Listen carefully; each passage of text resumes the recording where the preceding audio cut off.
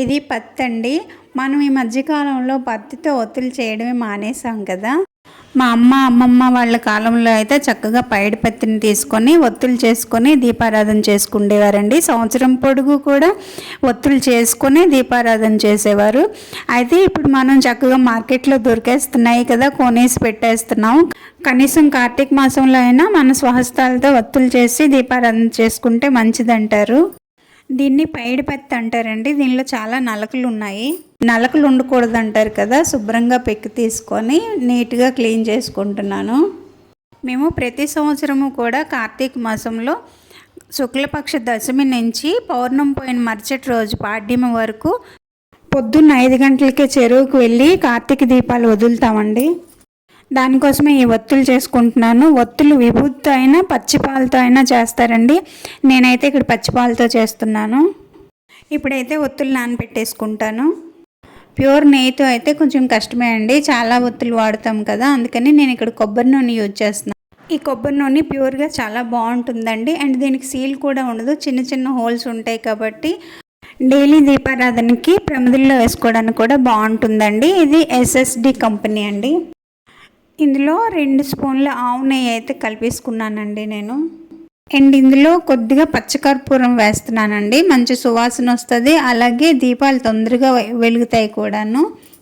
కొబ్బరి నూనె నెయ్యి కలిపి దీపారాధన చేయొచ్చని ఎవరో చెప్తే విన్నానండి. నాకైతే క్లియర్గా తెలియదు. నేను ఇలా ఫస్ట్ టైం చేస్తున్నాను. మీకు ఒకవేళ తెలిసినట్టయితే కామెంట్ చేసి చెప్పండి ఇలా చేయొచ్చో లేదో అనేది. ఈ సిలికాన్ ట్రే నేను ఒక 2-3 సంవత్సరాల క్రితమే కొన్నానండి. దీనిలో ఒత్తులు చాలా బాగా వస్తాయండి. చెరువులోని బరువైన ఒత్తులు అయితే మునిగిపోతాయి కదా, అందుకని చిన్న చిన్న ఒత్తులు ఈ సైజు నాకు చాలా కరెక్ట్గా అనిపించిందండి. ఒక ట్రిప్కి 50 ఒత్తులు వచ్చేస్తాయండి. ఇలా నేను చూపిస్తున్నట్టుగా నెయ్యిలో ముంచేసి ఇలా పెట్టేసిన తర్వాత ఒక 10 నిమిషాల పాటు ఫ్రిడ్జ్లో పెట్టుకొని ఇలా గట్టిపడిన తర్వాత తీసుకొచ్చి మళ్ళీ నిండుగా నెయ్యి పోసి ఇంకో 10 నిమిషాలు ఫ్రిడ్జ్లో పెట్టుకోవాలండి. ఒకేసారి నెయ్యి పోస్తే ఒత్తులు అటు ఇటు ఒదిగిపోతాయి. ఇంకో 10 నిమిషాలు ఫ్రీజర్లో పెట్టుకోవాలండి. 10 నిమిషాల తర్వాత ఈ ట్రేని ఇలా బెండ్ చేస్తే ఈజీగా ఊడొచ్చేస్తాయండి. చూడండి ఎంత నీట్గా వచ్చాయి. సైజు కూడా పర్ఫెక్ట్గా చాలా చిన్నగా బాగున్నాయి కదా. ఈరోజు శనివారం అండి. శ్రవణ నక్షత్రం కూడా కలిసి వచ్చింది. నాది శ్రవణ నక్షత్రమేనండి. అందుకని ఈరోజు వెంకటేశ్వర స్వామి కోవిలికి వెళ్దాం అనుకుంటున్నాను. అందుకే ఈ ఒత్తులన్నీ తడుపుకొని తయారు చేసుకున్నానండి. ఇప్పుడు పిండి దీపాల కోసం పిండి కూడా తయారు చేసుకుంటున్నాను.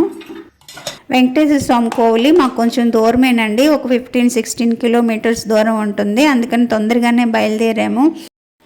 ఈ ఆలయం అయితే సెక్టర్ 5లో ఉన్నదండి. మేము ఉంటున్నది పిల్లలు, మీకు తెలుసు కదా.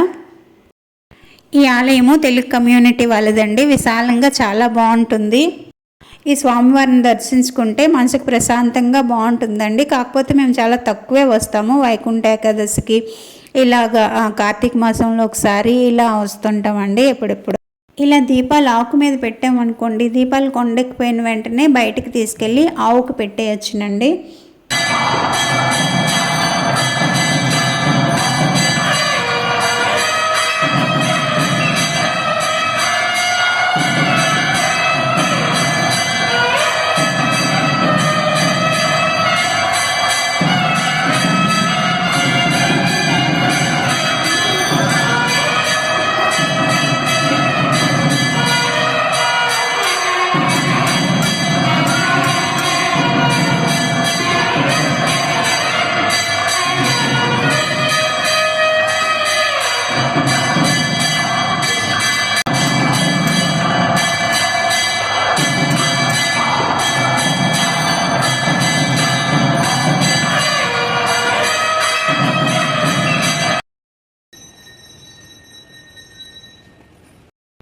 ఇక్కడ సహస్ర దీపాలంకరణ సేవ అవుతుందండి స్వామివారి ఎదురుగా.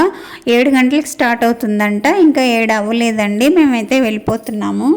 మొత్తానికి నాకైతే పిండి దీపాలు పెట్టుకోవడము, స్వామివారి దర్శనము చక్కగా అయిపోయాయండి. మేము ఇంటికి వెళ్ళిపోతున్నాము. వీడియో ఎలా ఉందో కమెంట్ చేసి చెప్పండి. నచ్చితే లైక్ చేసి షేర్ చేయండి. సబ్స్క్రైబ్ చేసుకోవడం మర్చిపోకండి. ఇంకో మంచి వీడియోతో మళ్ళీ కలుద్దాం. అంతవరకు సెలవు అండి. బాయ్.